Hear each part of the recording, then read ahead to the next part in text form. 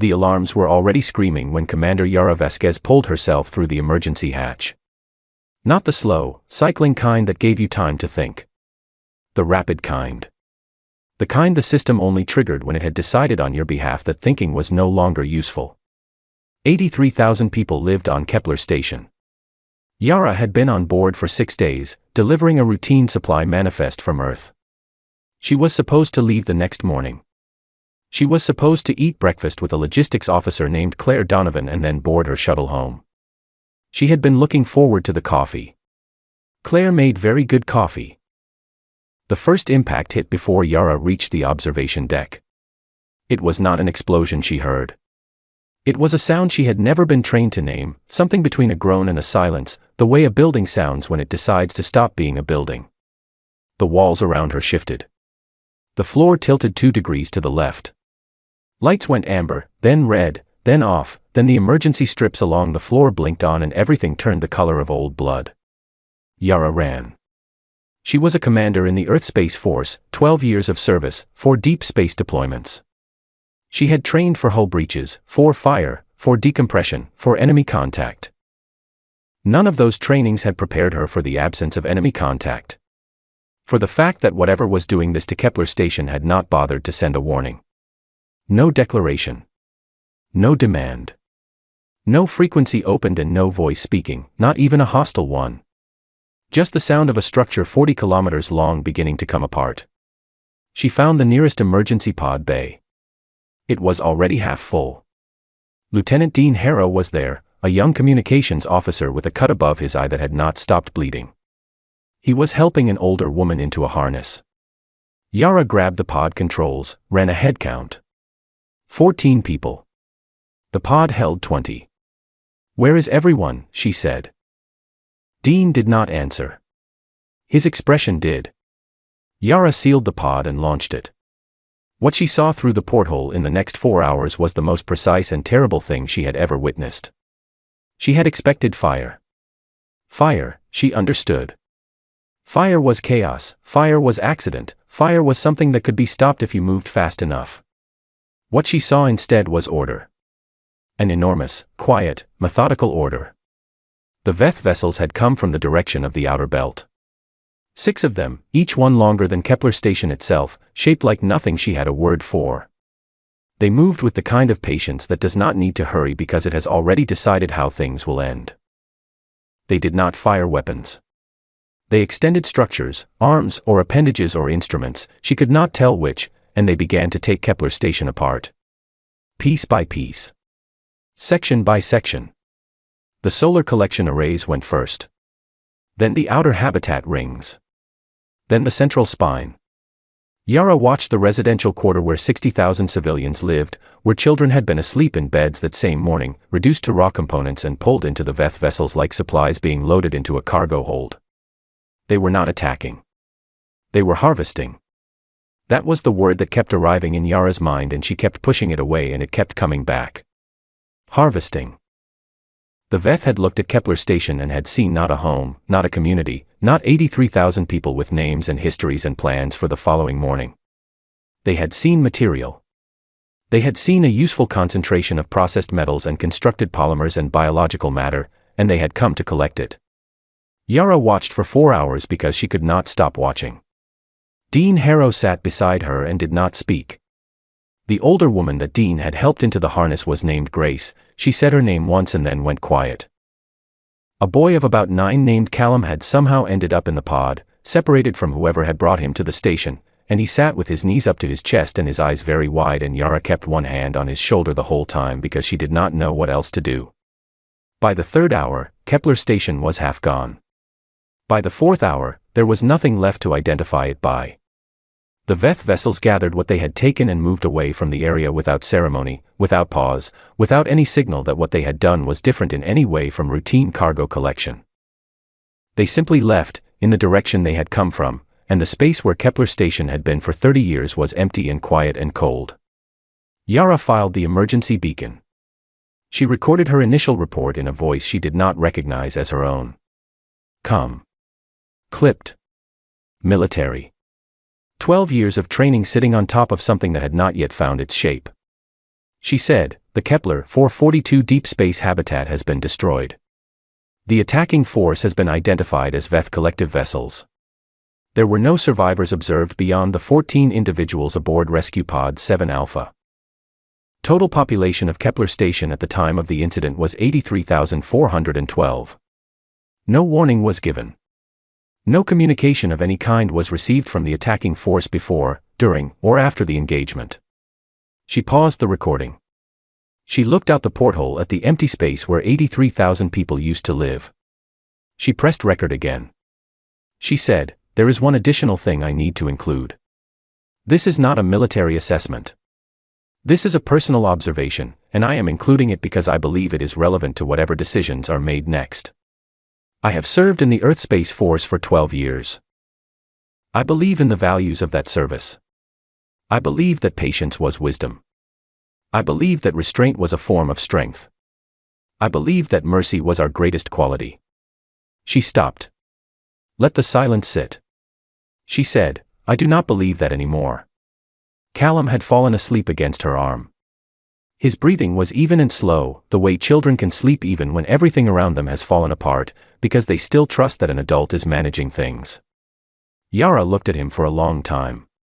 She thought about the 83,000 names she would never know. She thought about Claire Donovan and the coffee they were never going to have. She thought about Dean Harrow's cut that was still bleeding after 4 hours because none of them had thought to look for the medical kit and none of them had spoken enough to ask. The rescue ship from Earth arrived 17 hours later. When the docking bay opened and the crew came aboard, Yara was the first one standing. She had Callum's hand in hers. She had Dean Harrow at her side. She walked out. She did not look back. There was nothing left to look at. The space where Kepler station had been was already indistinguishable from the rest of the dark. Clean. Empty. As if 83,000 people had simply never existed. As if the Veth had erased not just the station but the idea that it had ever been there at all. That was the part that stayed with Yara longest. Not the sound. Not the porthole. Not the 4 hours of watching. It was the cleanness of the absence. The complete indifference of the empty space. The Veth had not left ruins. They had not left a scar. They had taken everything and left nothing, not even evidence of loss, and that was the most terrible thing of all, because it meant they had not thought of it as loss. To them, it had been a successful collection run. That was what she was carrying when the rescue ship docked at Earth Orbital Station 3 days later. That specific understanding. That specific weight. She had a long time to think about what to do with it. The chamber in Geneva had held its share of historic moments. Yara had read about most of them in school. Treaties signed and crises resolved and the slow machinery of human civilization turning over and producing something that was not quite justice but was at least a step toward it. She had never expected to be sitting at the center of one. Her testimony had been going for 2 hours. The council chamber was full in a way it almost never was. Every seat taken, every screen live, every delegate from every member nation present in person, which had not happened in 11 years. The room was cold the way important rooms always seem to be cold, as if the temperature itself is trying to communicate that what happens here matters. Yara spoke without notes. She had given the same account 14 times in the 6 weeks since Kepler, to generals, to intelligence officers, to medical professionals who wanted to understand what long-term exposure to trauma looked like in active-duty personnel, and once to a very tired journalist named Paul Garrett who had cried partway through and apologized for it, and Yara had told him there was nothing to apologize for. But this was the 15th time. And this was the room that could do something about what she had seen. She described the Veth vessels. She described the sound the station made. She described the 4 hours in the pod and the boy named Callum who was now in his grandmother's care in Edinburgh and who had not spoken more than a few sentences since he came home. She described watching 60,000 people's homes reduced to raw material and loaded into cargo bays as if they were grain being stored for winter. She described the silence that followed. And then she said the thing she had not said in any of the other 14 accounts, the thing she had been keeping because she had been waiting for the room that deserved to hear it. She said, they did not know they were doing anything wrong. The room went very still. She said, I have thought about this for 6 weeks. I have tried to find a version of what happened that includes some kind of mistake on the Veth's part, some misidentification or error that could explain it as an accident. There is no such version. The Veth sent their inventory list to Earth 9 months before the attack. It was not recognized as such at the time. We received it as noise on a deep space frequency and our systems filed it under unclassified signals. When our analysts decoded it 3 days after Kepler, they found a list of the elemental compounds that make up the human body. They found the composition of our atmospheric mix. They found the molecular structure of our building materials and the density ratios of our most common alloys. She paused. They were taking stock of us, she said. The way you take stock of a resource before you begin collection. They did not send us a warning because, from their perspective, you do not warn a field before you harvest it. You do not negotiate with material. We were not, to them, the kind of thing that gets warned. The silence in the chamber lasted a very long time. Secretary General Amara Okafor was a tall woman with close-cut gray hair and the kind of stillness that comes from decades of carrying enormous decisions. She had been quiet through most of Yara's testimony, her hands folded on the desk in front of her, her expression giving away nothing at all. When she finally spoke, her voice was even and clear and carried to every corner of the room without effort. She said, "Commander Vasquez, what do you believe we should do?" Yara had not been asked that question before. Not by the generals, not by the intelligence officers, not by the exhausted journalist. She had been asked what she saw. She had been asked how she felt. She had been asked whether she thought the Veth would return, and whether she believed the other species in the known galaxy had been aware of what the Veth were doing, and whether she had any psychological needs that were not being met by the support services available to her.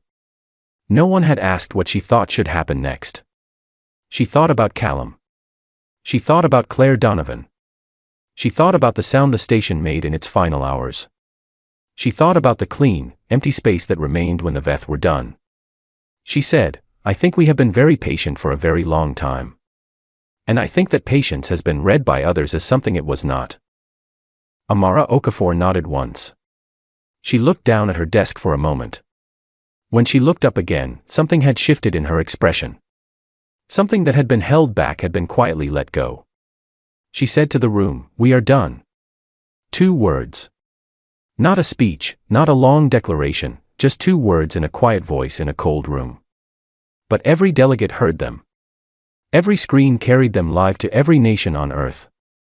And something in the chamber exhaled, a collective release of breath that had been held not for 6 weeks but for much longer than that, a breath that had been building for decades, and Yara felt it move through the room like something physical. The vote was unanimous. Which had never happened before. Not once in the history of the United Earth Council. Every nation. Every delegate. Every hand. Yara sat very still and watched it. She thought about what it meant for a vote like that to be unanimous. She thought about how different the nations in that room were from each other, how many disagreements they had carried into the chamber over the years, how rarely they had agreed on anything significant. And today every single one of them had agreed, without debate, without amendment, without a single dissenting voice. She thought, 83,000 people made that happen. Their absence was louder than anything they could have said. The drafting of the Vasquez directive took 4 days. It was named after Yara over her objection. It formally suspended the Mercy Protocol, the policy of non-first strike and proportional response that had governed Earth's posture toward every alien contact since first contact was made. It authorized the use of unrestricted force in the defense of human life and in the pursuit of accountability for Kepler Station. And it authorized the broadcast. The broadcast was Amara Okafor's idea. Yara was present when she drafted the language, sitting at a long table in a room that smelled of old paper and fresh coffee, with 3 senior advisors and a translation team working in real time. The message was short. Okafor believed in short things. She said that long messages gave people room to misread them and that the Veth had demonstrated they were not interested in long messages anyway. 17 words in English. 43 translations into every known language and signal format, including Veth tonal script, which the translation team had spent the previous year decoding from intercepted communications. Every deep space relay buoy. Every known Veth communication frequency. Every neutral species diplomatic channel. We are done showing mercy. This is your only warning. Earth. Yara watched the transmission go out from a rooftop in Geneva. It was early morning. The city below was quiet in the way cities are quiet when they know something has changed but do not yet know what to call it. No crowds. No noise. Just a few lights in windows and the kind of hush that falls when the world is paying attention to itself. The response from the VETH arrived 4 hours and 17 minutes later. It was another inventory list. Earth's atmospheric composition. The molecular density of the oceans. The carbon content of the soil. An updated catalog of Earth's harvestable resources. They had heard the broadcast. They had processed it. And they had responded with a resource assessment. They had not changed their classification of humanity. Yara stood on the rooftop and read the response on her handheld screen and felt something settle into place inside her. Not anger. She had been angry for 6 weeks and anger was too fast, too hot, too much like a fire that burns out before it finishes the job. What she felt was cooler than anger and steadier and more patient, which she recognized was an irony she would have to sit with. The kind of feeling that does not need to shout because it has already made up its mind and is simply waiting for the moment to arrive. They did not believe the warning. She put the screen in her pocket. She looked out over the city. She thought about Amara Okafor saying, "We are done," in a voice like a door closing on something that could never be reopened. She thought, good. Let them not believe it. They were going to find out what belief cost. The shuttle that carried her to the new assignment flew in silence. Her escort, a compact and precise man named Captain Henry Cross, said almost nothing during the 4-hour trip to the Mars surface facility. He answered her questions with short confirmations. Yes, she would have full access. Yes, the director was expecting her. No, she was not permitted to record anything during the initial walkthrough. When she asked why, he said only that she would understand when she arrived. She understood when she arrived. The facility on Mars was not a building. It was a system, a network of connected installations that went from the surface down through 3 levels of excavated rock, each level larger than the one above it, so that from the outside you saw almost nothing and from the inside you felt like you had discovered a country that had been existing in secret for a very long time. Which was, as it turned out, almost exactly what you had done. What the Earth Space Force had told the public about its military capabilities was accurate, as far as it went. The public knew about the Standard Defense Fleet. They knew about the orbital platforms, the response vessels stationed at the major habitation points throughout the solar system, the Earth Defense Grid, the ring of monitoring satellites and automated response systems. They knew about the treaty weapons, the ones developed under the multilateral agreements that governed what kinds of forces member nations could maintain. What the public did not know was what lived underneath all of that. Yara did not know either. Not fully. Not until the moment she walked through the entrance to Forge Bay 7 on Mars and stopped moving entirely. The director was a man named Dr. Fenris Obi. He was shorter than Yara had expected, with reading glasses pushed up on his forehead and ink on his left hand and the calm, slightly distracted manner of someone who has spent so long thinking about the same enormous problem that the problem has become their natural habitat. He shook her hand and said he was glad she was here, and Yara knew within 30 seconds that she was going to trust him. He walked her through the first level himself. The ships were the first thing she saw. Not all of them. Not even close to all of them. But enough of them that she stopped walking and simply stood in the entrance to Forge Bay 7 and looked up and kept looking. She had spent 12 years around military vessels. She thought she had a working sense of what large meant in the context of spacecraft. She had not been close. The nearest vessel in Forge Bay 7 was called a Godsplitter-class carrier, and it was so large that she could not see both ends of it from where she stood. It was not a ship in the way she had always thought of ships. It was closer to a territory. There were other people inside it. She could see moving lights in the interior sections, people reduced to the size of insects at that distance, working on internal systems deep in the vessel's frame. When Fenris told her that these carriers had internal atmospheric systems capable of sustaining multiple pressure zones in different sections simultaneously, she simply nodded, because she had moved past the capacity for surprise. "How many?" she said. "In this bay, or in total?" Fenris said. "Total." He told her. She looked at him for a long moment. "That is not possible," she said. "The resources alone would take 31 years, he said. "It has taken 31 years. The quiet doctrine was ratified by every major government in the second year after first contact. The public posture was the Mercy Protocol. The private posture was this, he gestured at the ship. At the bay. At the levels below. We knew, when we first made contact with the wider galaxy, that we did not yet know who was out there or what their intentions were toward us. We decided to build for the worst case while presenting our best face. Every diplomatic gesture was real. And every one of them bought us time to build what you are looking at. Yara thought about 31 years. She thought about every peace delegation Earth had ever sent, every mathematical signal, every carefully worded transmission, every gift. All of it true. All of it also strategic. Both things at the same time, without contradiction. She said, and no one outside the highest levels knew. Fenris said, no one needed to. If it had been known, it would have become political. If it had become political, it would have been argued over. If it had been argued over, it would have been delayed. And if it had been delayed, we would not have what we have now.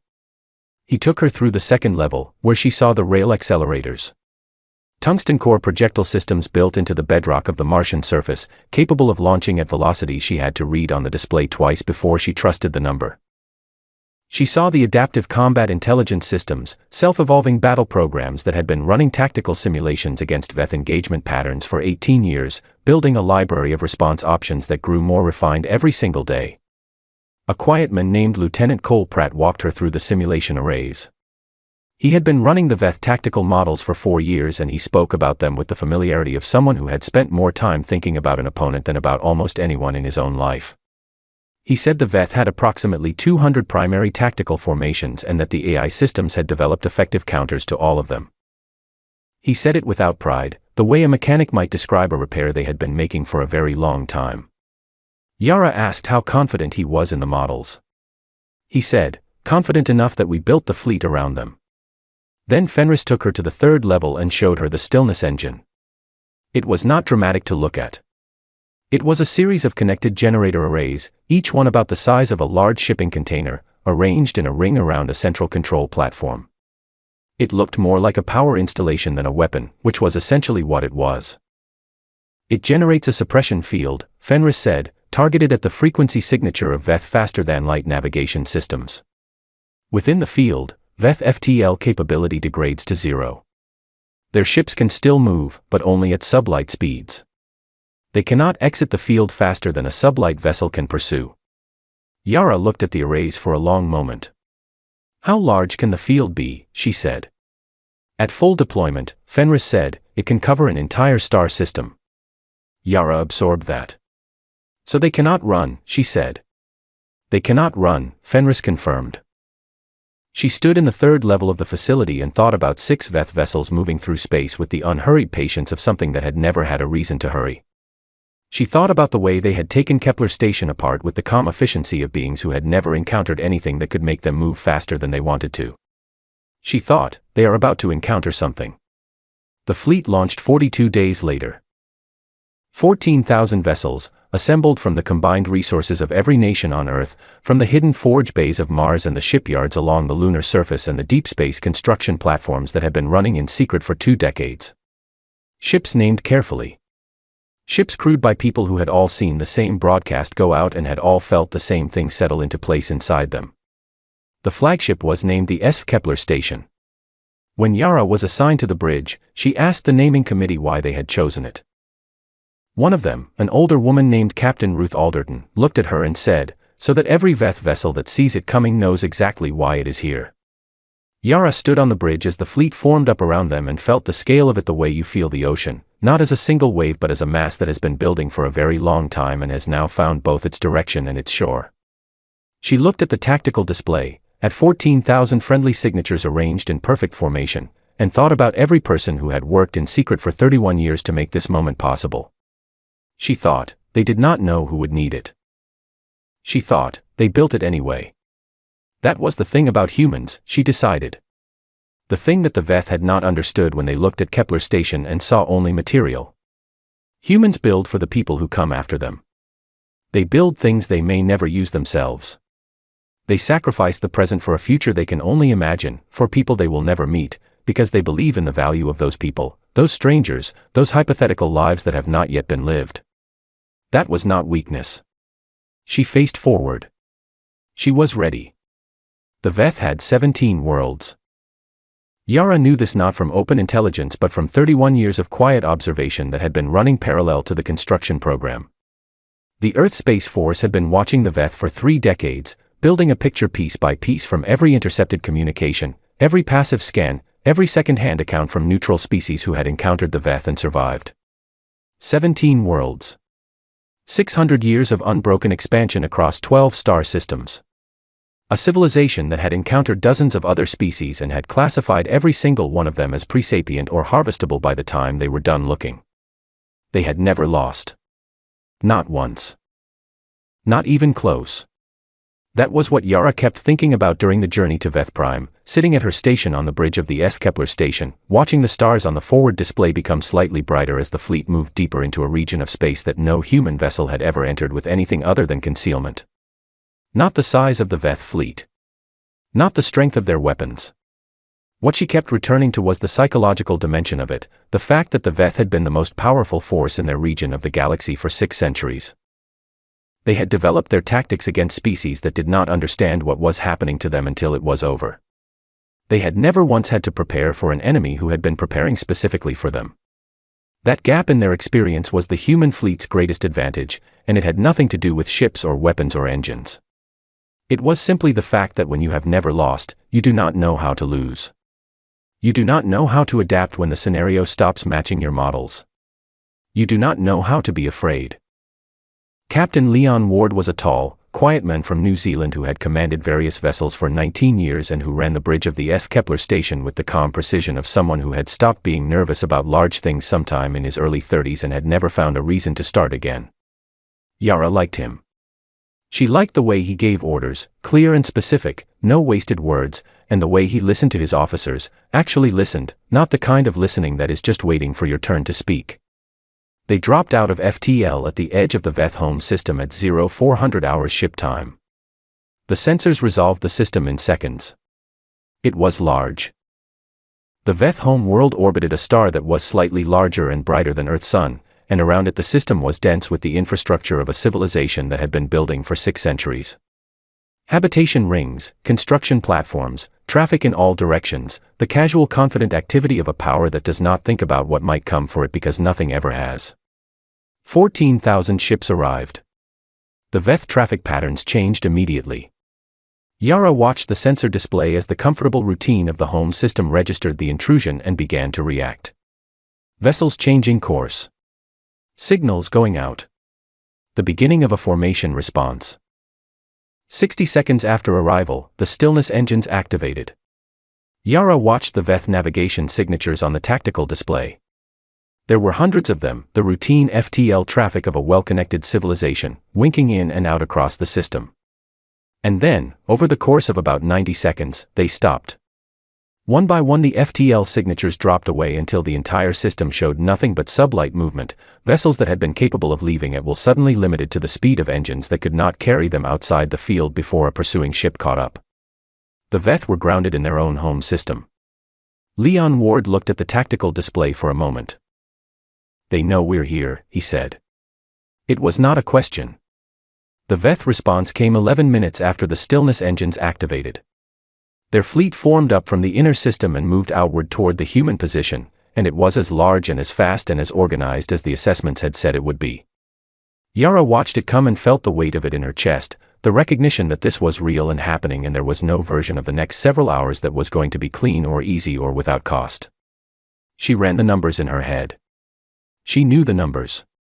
She had memorized the engagement models during the weeks of transit. She knew what the projected losses were. She knew the math of what they were doing. Knowing the math did not make watching it easy. The first engagement lasted 19 minutes and the human fleet lost ships that Yara had known by designation and crew roster and in some cases by the names of specific officers who had gone through training at the same facility she had. Squadron designations went dark on the tactical display and each one of them represented people, and Yara kept her hands steady on her console and kept doing her job because that was what those people had signed up for and what they would have wanted from her. The Veth were extraordinary. She had known this from the assessments, and knowing it did not prepare her for the reality of watching it. Their coordination was seamless in a way that suggested either deep experience or technology she did not fully understand, probably both, and their weapons were unlike anything in human tactical experience. They adapted quickly to the initial formations. They were not, as Leon Ward had noted during the transit briefings, the kind of enemy that relies on a single approach. But they were relying on approaches that had worked for 600 years. And the battle systems had been studying those approaches for 18 of those years. The turning point came in the 4th hour. Yara almost missed it because it did not look like a turning point from inside it. It looked like a subtle shift in the ratio of signals on the display, a change in density that was visible only in the aggregate if you had been watching long enough to notice what normal looked like. The Veth had committed to their primary offensive formation, the one they had used in every recorded major engagement, the one that had never failed to break an opposing force within the first 3 hours. The human fleet did not break. Instead, the AI combat system's distributed response coordinates across the entire fleet simultaneously, repositioning vessels at the outer edges of the formation, creating angles of approach that the Veth tactical model had no precedent for, because the Veth had never fought an enemy who had studied them. Their formation was perfectly optimized against every opponent they had ever encountered. It had never needed to account for an opponent who knew in advance what the formation would do and had spent 18 years preparing specific answers to each component of it. The Veth formation fractured. It took 22 minutes for the fracture to become visible on the display as a clear change in the pattern. Yara watched it happen and felt something she had not expected to feel, not the clean satisfaction she had imagined during the months of preparation, but something heavier and more complicated, a deep and settled sorrow that sat alongside the resolve without displacing it. The Veth were capable. They were brilliant, in their way. Under different circumstances, they might have been worth knowing. But they had chosen Kepler Station. And Earth had chosen what followed from that. And here was the consequence of both choices meeting each other in the dark between stars. In the 5th hour, the Veth reformed and attempted a concentrated strike at the flagship's position. Leon Ward held the Kepler Station in place and let them come. Yara understood what he was doing before he finished the order. Holding the flagship's position drew the concentration of the Veth fleet away from the flanking groups that had already repositioned along 3 vectors the Veth engagement models had not identified as threats. It worked. It cost them. The Kepler Station absorbed significant damage in the 5th hour. 2 of the bridge stations went dark. A junior officer named Pete Calloway was injured by a console failure and carried off the bridge by his station partner without breaking the tactical rhythm, which was the kind of thing that happened in sustained combat and that training could prepare you for but that training could not make easy to watch. The Veth flagship went dark in the 6th hour. Not dramatically. Not with a final transmission or a visible event.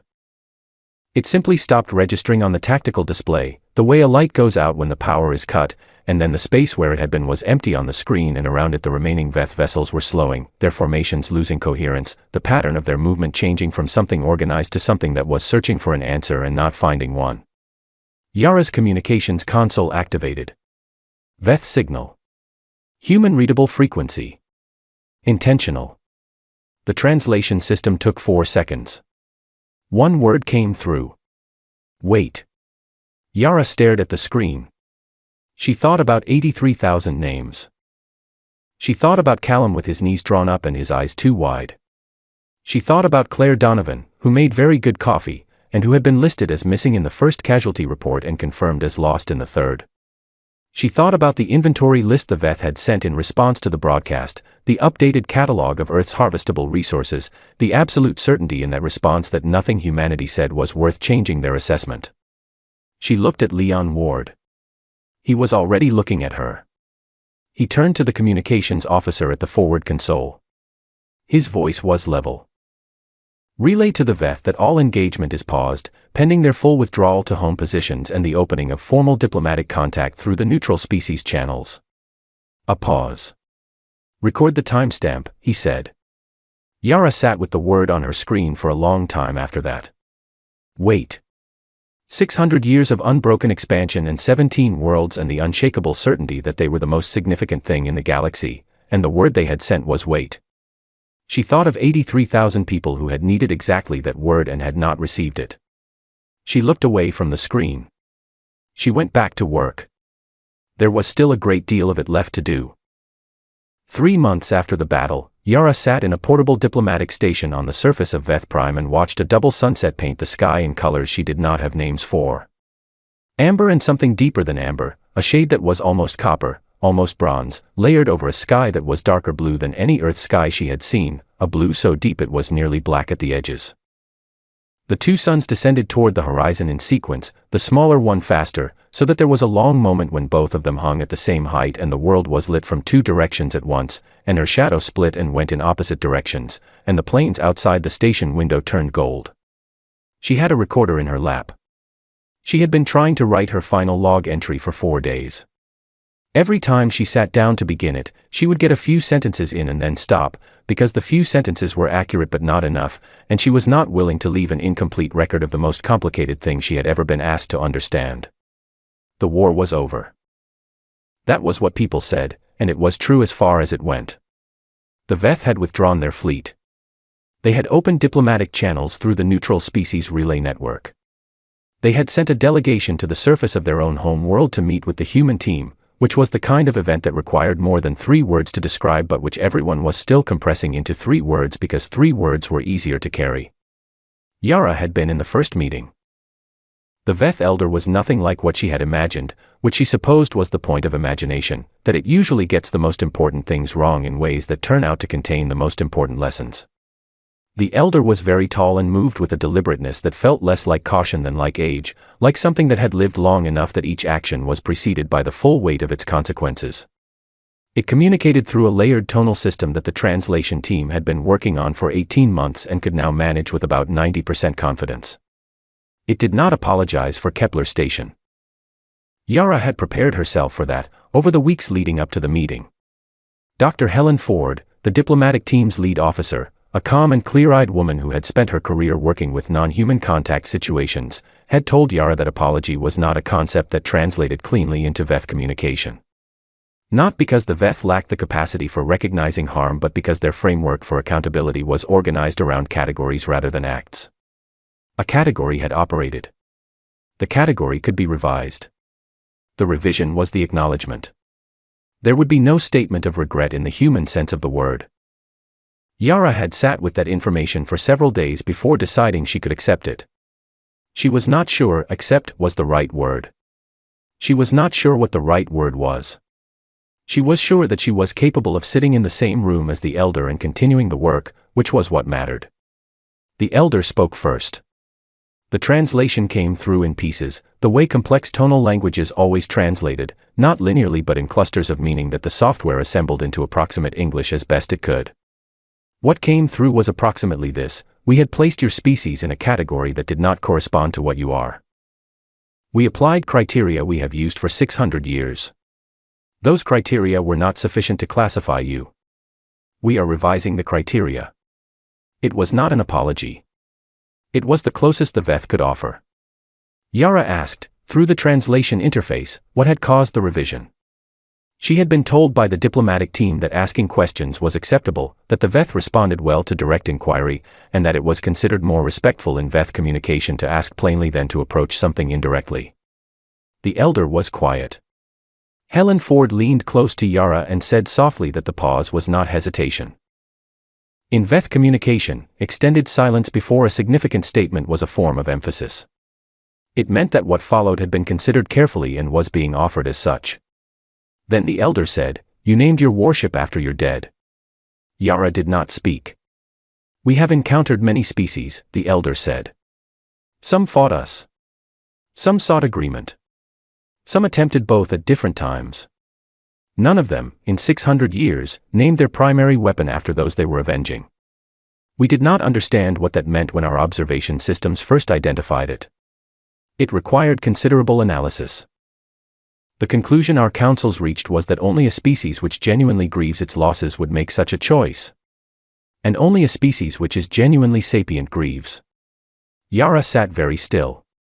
"We had not believed you were real," the Elder said. "We understand now that you are." It was not the statement she had spent months imagining she would receive. It was not a formal recognition of wrongdoing. It was not reparation or restitution or anything that fit the categories her culture reached for when it sought resolution. It was something older and stranger and, in its way, more complete. Because it was the Veth saying, in the clearest language they possessed, that they had been wrong about what humanity was. Not wrong in their methods. Wrong in their foundation. And that the revision of a foundation was more significant, in Veth terms, than any specific apology for any specific act. She sat with that for a long time. Outside, the copper-bronze light of the double sunset was deepening. The second sun had dropped below the horizon now, and only the first remained, flatter and redder as it fell, and the sky above her was doing something she had never seen a sky do, a gradient that ran from near black overhead through deep blue through something almost green near the horizon before it reached the red edge of the sun. She had been on a dozen worlds. None of them had a sky like this. Alien beauty was still beauty. She had not expected to notice that. She pressed record. She said, "I need to say something honest about what we did. Not what the history records will say, not the official language of the Vasquez directive or the council vote or the diplomatic outcome. Something honest, in the plainest words I have. We went to war. We won that war. And I have spent every day of the 3 months since it ended trying to understand exactly what it was we won and what it cost us and whether the shape of us has changed in a way we have not yet finished measuring." She stopped. Watched the last arc of the first sun touch the horizon and begin to flatten. She said, "The Veth elder told me that only a species which genuinely grieves is genuinely sapient. I have been sitting with that since the moment it came through the translation system. It is a strange criterion for significance. That what makes you real, to the universe and to those who encounter you, is not your technology or your reach or the size of your fleet or the number of worlds you occupy. It is the quality of your loss. The depth of what you are willing to carry for the ones who are gone." She thought about Dean Harrow, who was back on active duty and who had sent her a message 3 weeks ago saying he had learned to make coffee that was almost as good as Claire's, though he said immediately that he knew that was not a fair claim since he had never tasted Claire's coffee. She had read that message 3 times. She said, "We carry 83,000.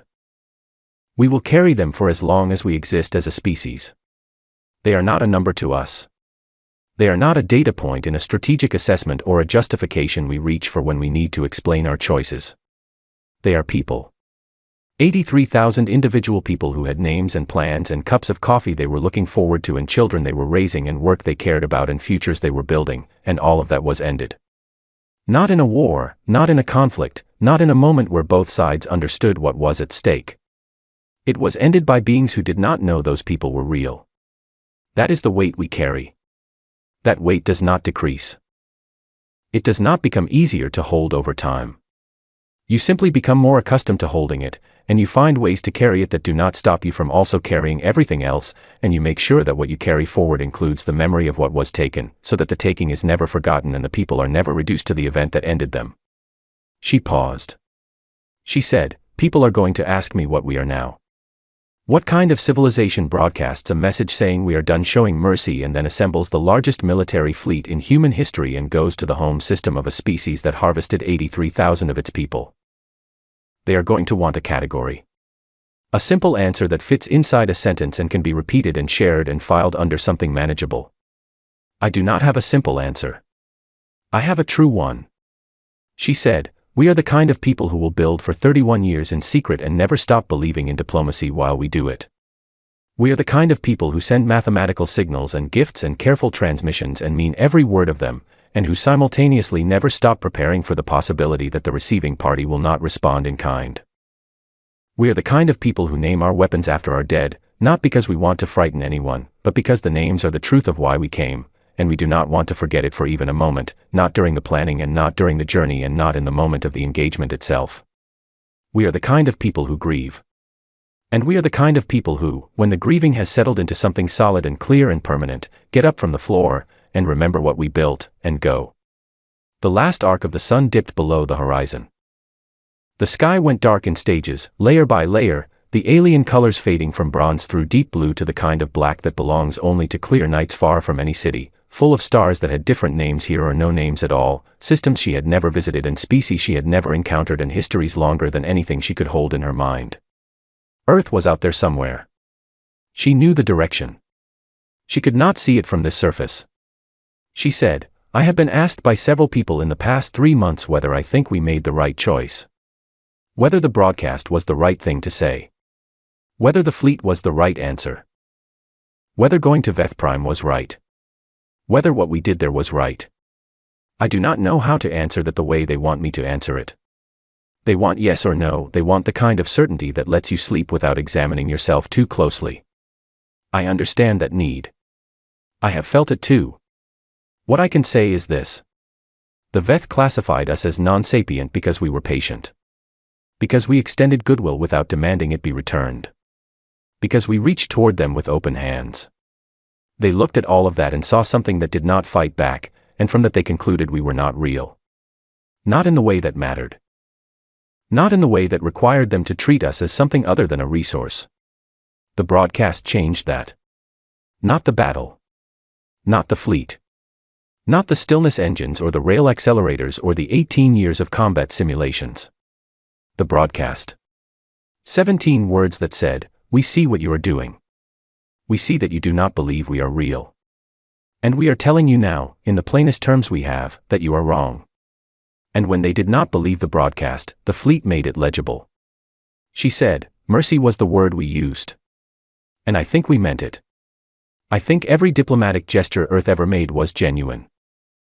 I think we actually believed in the value of peaceful contact and the possibility that other species would recognize our good faith and respond in kind. I think the 31 years of secret construction happened alongside that belief, not instead of it. But, she said, but I think what we were actually showing, all that time, was not mercy. I think it was patience. And patience is not the same thing. Mercy is a choice you make after you have the power to do otherwise. Patience is the long discipline of building toward the moment when that choice becomes available. Our patience ran out on the day the Veth answered our warning with an inventory of our resources. She was quiet for a moment. She said, "I do not know if we are good. I have thought about that question for 3 months and I do not have an answer that satisfies me. I know that we grieve. I know that we build for people we will never meet. I know that we name our instruments after the ones we have lost so that we never forget the weight of what we are carrying and why. I know that when a species looks at 83,000 of us and sees only material, we are capable of showing them what they missed. That capability is terrifying. I will not pretend otherwise. The same thing that makes us capable of the broadcast and the fleet and the battle also makes us capable of terrible errors if we are not careful, if we do not watch ourselves, if we do not continue to carry the grief as well as the resolve. That is the work. Not just the work of diplomacy or of military readiness or of whatever treaties come out of the negotiations that are now underway between Earth and the Veth and the 14 neutral species who have been watching all of this with expressions that the translators are still trying to classify accurately. The work of remembering what we are. All of it. The patience and the construction and the grief and the capacity and the willingness to grieve the capacity itself when it has to be used. All of it together. Not just the parts that feel like strength and not just the parts that feel like loss, but all of it as a single, complicated, alive thing. That is what we are. That is what the Veth saw, finally, when they looked at the name on the flagship and understood what it meant. The sky above Veth Prime was full of stars she did not know. In a few days she would board a shuttle and begin the journey back to Earth, to the planet she had left months ago as a military liaison on her way to a war and would return to as something she did not yet have a name for. A survivor, still. A soldier. Someone who had watched Kepler station disappear and had carried that watching all the way to the home system of the beings who had done it and had stood on the bridge while the consequences arrived. Someone who was still, underneath all of it, looking forward to a cup of coffee. She thought about Callum in Edinburgh, who had spoken a full sentence to his therapist 3 weeks ago. She had received that update from Dean Harrow, who included it at the end of a message that was mostly about the coffee. Dean did not know Callum. He had looked up the boy in the public records after Yara mentioned him once during a debrief, months ago, and he had been checking on him ever since. That was the thing. That was the specific, quiet, human thing. Dean Harrow, a communications officer who had a cut above his eye that took days to stop bleeding, who sat in a rescue pod for 17 hours in the dark, who had survived the same 4 hours of watching that she had survived, had come home and found a boy in a database of survivors and had simply started checking on him. Not because anyone asked him to. Not because it would appear in any report or earn any recognition. Because Callum was real and Dean knew it and that knowledge required something from him. That was the answer she had been looking for. Not a political answer. Not a military answer. Not a philosophical argument about mercy and patience and the rights and limits of force. That. Dean Harrow looking up a boy he had never met and checking on him because Callum was real and being real required that someone care. That was what the Veth had not understood when they looked at Kepler Station and saw only material. That was what the name on the flagship said. That was what we were. She clicked the recorder off. She sat in the quiet of the alien evening, with the stars of a foreign sky spread above her and the sound of a world that was not hers going about the business of being alive in the dark, and she let herself be still for a moment, just still, without the weight of the log entry or the meeting or the 3 months of complicated work that had preceded this moment. Then she stood up. She put the recorder in her pocket. She looked at the stars. She thought, we are out here now. Not tentatively. Not with our hands open and our posture carefully non-threatening and our transmissions calibrated for maximum approachability. Out here is what we are. The full weight of it. The grief and the patience and the 31 years of building in secret and the broadcast on all frequencies and the fleet of 14,000 ships and the flagship named for the dead and the commander who kept one hand on a boy's shoulder in a rescue pod because she did not know what else to do and that turned out to be exactly the right thing. All of it. Out here is all of it. She went inside. There was work left to do. And she was, despite everything, still looking forward to getting home.